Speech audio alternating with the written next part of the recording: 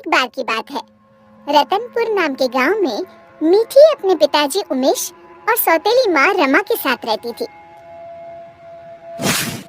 उसकी सौतेली माँ उससे बहुत काम करवाती। मीठी, कुएं से पानी लेकर आओ। हाँ माँ, अभी लाती हूँ। रास्ते में धूप से बचने के लिए वो एक लीची के पेड़ के नीचे खड़ी हो गई। तभी उसका ध्यान लीची के पेड़ की तरफ गया। लगता है इसको पानी की जरूरत है। मैं आज इसमें थोड़ा पानी जरूर डालूंगी।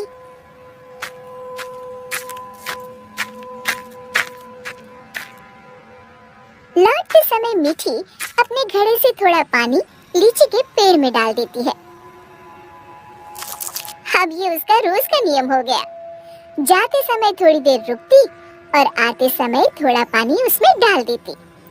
उसी पेड़ में एक चुड़ैल रहती थी। इतना ठंडा और मीठा पानी बड़े दिनों के बाद मिला है। एक दिन चुड़ैल ने सोचा, क्यों ना इस लड़की को दोस्त बनाया जाए। बहुत दिनों से मैंने कोई इंसान नहीं खाया। और वो मीठी की हम उम्र लड़की का रूप बनाकर कुएं पर बैठ गई। क्या नाम है तुम्हारा? मीठी। और तुम्हारा? अम्बी। अम्बी?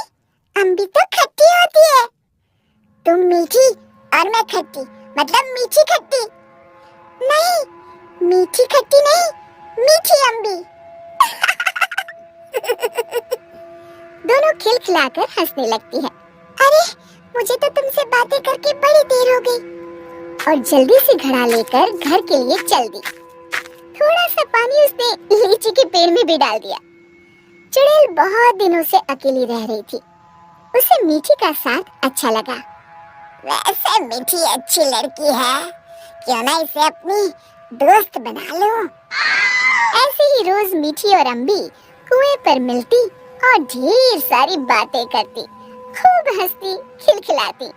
एक दिन, आज तो बड़ी देर हो गई, मीठी पानी लेने नहीं आई।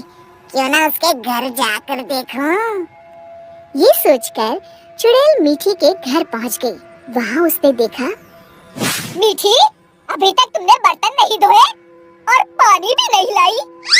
बस माँ, खाना खाकर अभी बर्तन धोती हूँ। कब से खा रही हो? जल्दी उठो, बहुत काम है। खाना खाकर मीठी बर्तन धोने लगी।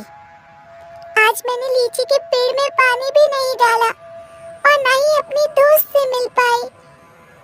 तभी चुड़ैल ने जादू से पूरे बर्तन 1 मिनट में धो डाले। मीठी आश्चर्य से यहाँ वहाँ देख रही थी कि चुड़ैल उसके शरीर में प्रवेश कर गई और वापस आकर सोफे पर लेट गई। अच्छा, तो राजकुमारी आराम फरमा रही है, बर्तन कौन धोएगा? धुल गए। रमा को मीठी की आवाज भारी सी लगी।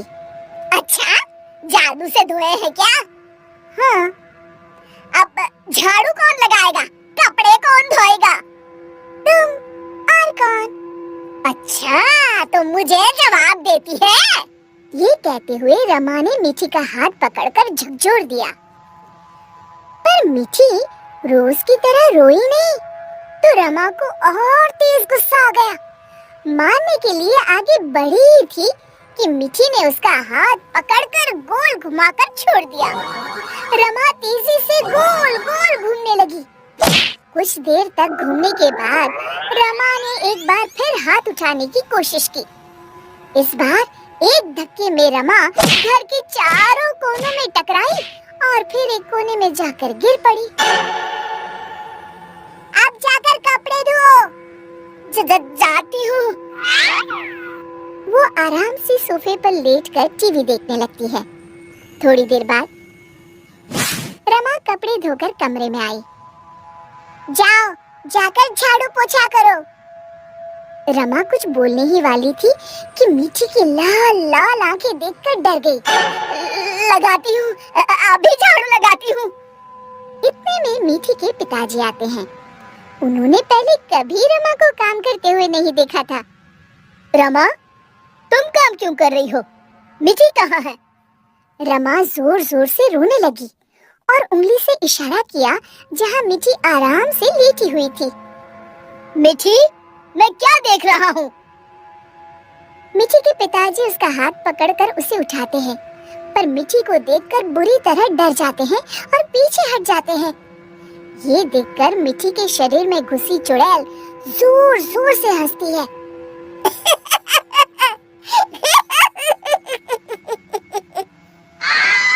उमेश समझ जाता है कि मिठी पर चुड़ैल का साया है। कौन हो तुम और यहाँ कैसे आई? तभी चुड़ैल मिठी के शरीर से निकलकर लहराती हुई सामने खड़ी हो गई और गूंजती हुई आवाज में उसने कहा, मैं अम्बी हूँ। क्या कहा? अम्बी मतलब लीची वाली चुड़ैल? हाँ, और मिठी मेरी दोस्त है। तुम लोग उसे बहुत परेशान करते हो। मैं तुम सबको खा जाऊंगी। उमेश और रमा डर के मारे थर थर कांपने लगे। हमें माफ कर दो अम्बी, आज से हम ऐसा नहीं करेंगे। हाँ हाँ, हमें माफ कर दो, आज से हम ऐसा नहीं करेंगे। मैं कसम खाती हूँ मिठी को अपनी सगी बेटी की तरह ही रखूंगी। नहीं, तुम सब झूठे हो। अम्बी को बहुत गुस्सा देखकर मिठी बोली, नहीं नहीं अम्बी, तुम मेरी अच्छी दोस्त हो ना। मेरे माँ पिताजी को कुछ मत करो। नहीं, इन्हें सबक मिलना जरूरी है। मेरी कसम। ठीक है, अभी छोड़ देती हूँ, लेकिन जब भी तुम्हें मेरी जरूरत हो मुझे बुलाना, मैं फौरन आ जाऊंगी। और फिर इस दिन के बाद से रमा ने कभी मिठी को तंग नहीं किया। शिक्षा: हमें किसी के भोलेपन या मजबूरी का नाजायज फायदा नहीं उठाना चाहिए।